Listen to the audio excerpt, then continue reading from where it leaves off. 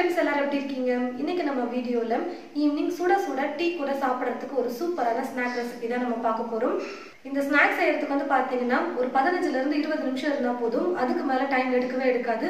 நல்லா சூப்பரா எல்லாருக்கும் ரொம்ப பிடிக்கக்கூடிய வகையில ஒரு பகோடா ரெசிபி எப்படி செய்யறதுன்னு பார்க்கலாம் வாங்க.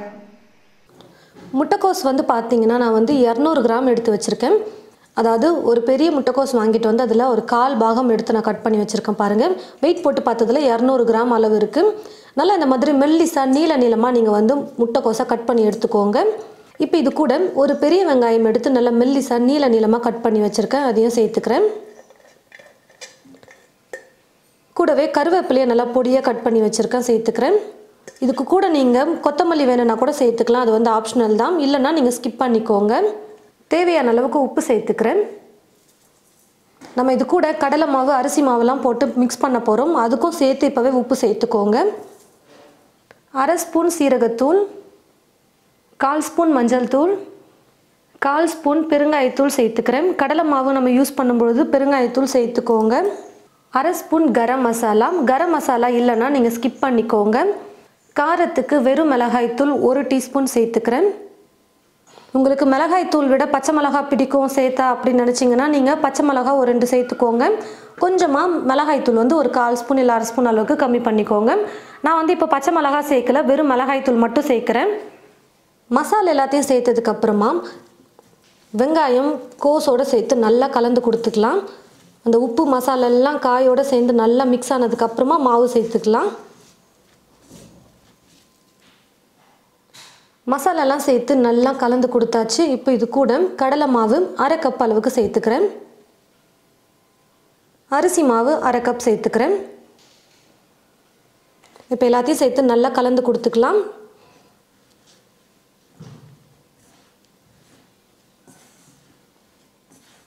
மாவு சேர்த்துட்டு நம்ம கோஸ் வெங்காயத்தோடு சேர்த்து கலந்து கொடுக்கும்போது கொஞ்சம் கொஞ்சமாக ஈரப்பதம் வந்து மாவு வந்து நல்லா ஒட்டிக்கும். கோஸ் வெங்காயத்தோடு சேர்ந்து நம்ம தண்ணி வந்து எக்ஸ்ட்ரா சேர்க்கணும்னு இல்லை, அதுலேயே ஈரப்பதம் வந்து அதிகமாக இருக்குன்றதுனால நம்ம தண்ணியே சேர்க்க வேணாம். நல்லா கலந்து கொடுத்துக்கிட்டே இருந்தோம்னா தண்ணி விட்டுட்டே இருக்கும், மாவு வந்து நல்லா பிடிச்சிக்கும். அதுக்கப்புறமா நம்ம தண்ணி சேர்க்கும்போது இன்னும் இலக்கமாகிடும், அதனால் தண்ணி வந்து சுத்தமாக சேர்க்கவே கூடாது.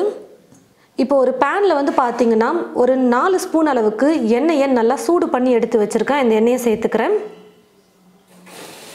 இந்த மாதிரி சூடாக எண்ணெயை சேர்க்கணும். இப்போ மாவோடு சேர்த்து நல்லா கலந்து கொடுத்துக்கலாம். எண்ணெயை நல்லா இந்த மாதிரி சூடு பண்ணி சேர்க்கும் பொழுது மொறுன்னு வரும் ஸ்நாக் வந்து.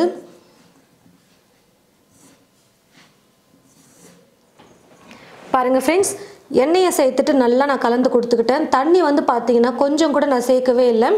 அதே மாதிரி கடலை மாவு அரிசி மாவு சேர்க்குறோம்னா அதிகமாக அது தெரியக்கூடாது, நம்ம சேர்த்துருக்கிற கோஸ் மட்டும்தான் அதிகமாக தெரியணும். பாருங்கள், இப்போ பார்க்குறதுக்கு கோஸ் தான் அதிகமாக இருக்கே, மாவு பத்தலையே அப்படின்னு நினைக்கலாம். ஆனால் இதுதான் கரெக்டான பதம். கோஸ் தெரியணும், அதே சமயத்தில் மாவும் அங்கங்கே இருக்கணும். இப்போ இந்த மாதிரி பதத்தில் இருக்கும்போது நம்ம எண்ணெயில் நல்லா ஃப்ரை பண்ணி எடுக்கும்பொழுது மாவு இருக்கிற மாதிரி தெரியும். இந்த மாதிரி மிக்ஸ் பண்ணும்போது மாவு கம்மியாக தெரியும். அதுக்காக மாவு கம்மியாக இருக்குன்னு சொல்லிட்டு அதிகமாக போட்டுறாதீங்க. இந்த ஒரு டிப்ஸை மட்டும் நீங்கள் கரெக்டாக ஃபாலோ பண்ணிட்டீங்கன்னா ஸ்நாக் வந்து பர்ஃபெக்டாக கிடைக்கும். இப்போ வந்து பாருங்கள், நான் ஒரு சொட்டு தண்ணி கூட சேர்க்கவே இல்லை, ஆனால் எவ்வளோ ஈரப்பதமாக ஆகிடுச்சு பாருங்கள். கோஸ்லேயும் வெங்காயத்துலேயும் ஈரப்பதம் அதிகமாக இருக்கிறதுனால நம்ம தண்ணியே சேர்க்கக்கூடாது. இந்த மாதிரி கொஞ்சம் கொஞ்சமாக எடுத்து நம்ம எண்ணெயில் போட்டு ஃப்ரை பண்ணி எடுத்துக்கலாம். கடாயில் எண்ணெயும் ஊற்றி வச்சுட்டேன். எண்ணெய் வந்து பார்த்திங்கன்னா நல்லா காஞ்சிருச்சு. கொஞ்சமாக மாவு எடுத்து போட்டு பாருங்கள், எண்ணெய் காஞ்சிருக்கா இல்லையான்னு தெரிஞ்சிடும்.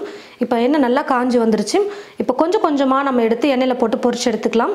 உங்களுக்கு எந்த அளவுக்கு வேணுமோ அதுக்கேற்றது போல் நீங்கள் கொஞ்சம் மாவு எடுத்துக்கோங்க, அப்படி இல்லைன்னா நிறைய மாவு எடுத்து போட்டுக்கோங்க.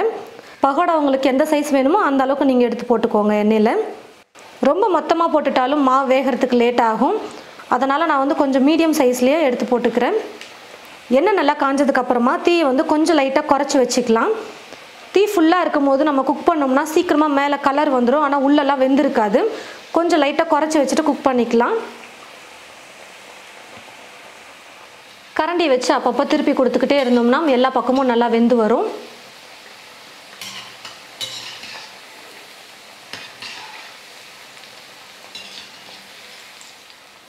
நான் முதல்ல போட்ட பகோடா வந்து பார்த்திங்கன்னா நல்லா வெந்து வந்துருச்சு, அதனால் அதை மட்டும் நான் எடுத்துடுறேன்.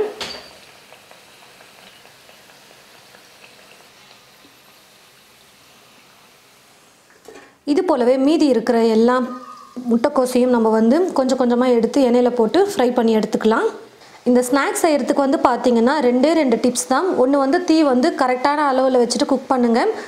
ரொம்ப ஃபுல்லாக வச்சுட்டோம்னா டக்குன்னு தீஞ்சிரும், ஆனால் வெந்திருக்காது, கலர் மட்டும் நல்லா டார்க்காக வந்துடும். அந்த ஒரு டிப்ஸை பார்த்துக்கோங்க. அதுக்கப்புறமா கடலை மாவு சேர்த்து நம்ம மிக்ஸ் பண்ணுறது. இந்த 2 டிப்ஸை மட்டும் கரெக்டாக ஃபாலோ பண்ணிட்டீங்கன்னா ஸ்நாக் வந்து சூப்பராக வரும். பாருங்கள் ஃப்ரெண்ட்ஸ், முட்டைக்கோஸு வச்சு நம்ம பகோடா ரெடி பண்ணிட்டோம். ரொம்ப சூப்பராக இருக்கும் இந்த பகோடா ரெசிபி வந்து, சாப்பிடவே அவ்வளோ சூப்பராக இருக்கும். ஈவினிங் சுட சுட டீ செய்யும்பொழுது கூடவே இந்த மாதிரி பகோடாவையும் செஞ்சு வச்சுட்டு ஆளுக்கு சும்மா கொஞ்சம் ஒரு 4-5 துண்டு சாப்பிட்டு டீ குடிச்சோம்னா ஈவினிங் ஸ்நாக் ஃபினிஷ் ஆகிடும். வயிறு ஃபுல்லாக நிறைஞ்சிடும். அவ்வளோ நல்லா சூப்பராக இருக்கும் இந்த ஸ்நாக் வந்து, சாப்பிட்டுட்டே இருக்கலாம்னு தோணும். அதே சமயத்தில் வந்து பார்த்திங்கன்னா நம்ம கோஸ் வச்சு தான் செஞ்சுருக்குமானே ஒரு சிலருக்கு சந்தேகமே வந்துடும். வெங்காய பகோடா தான் செஞ்சுருக்கோம் அப்படின்னே தோணும். ஏன்னா அந்த அளவுக்கு சூப்பராக இருக்கும் சாப்பிட்றதுக்கு.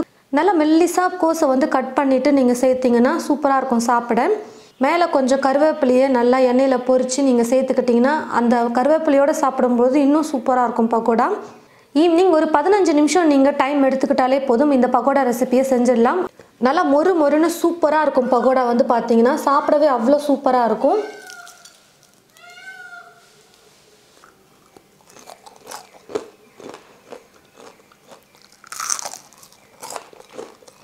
கண்டிப்பாக நீங்கள் உங்களுடைய வீட்டில் இதே போல் கோஸ் இருந்ததுன்னா பகோடா செஞ்சு பாருங்கள். செஞ்சு பார்த்துட்டு எப்படி இருக்குன்னு மறக்காமல் கமெண்ட் பாக்ஸில் வந்து கமெண்ட் பண்ணுங்கள். இந்த வீடியோவை மற்றவங்களுக்கும் ஷேர் பண்ணுங்கள். இது போல் நிறைய ரெசிபீஸ் பார்க்க தமிழ் ஃபுட் மசாலா சேனலை மறக்காமல் சப்ஸ்கிரைப் பண்ணிக்கோங்க. கூடவே பக்கத்தில் இருக்கிற பெல் ஐக்கானை கிளிக் பண்ண மறந்துடாதீங்க. தேங்க்யூ.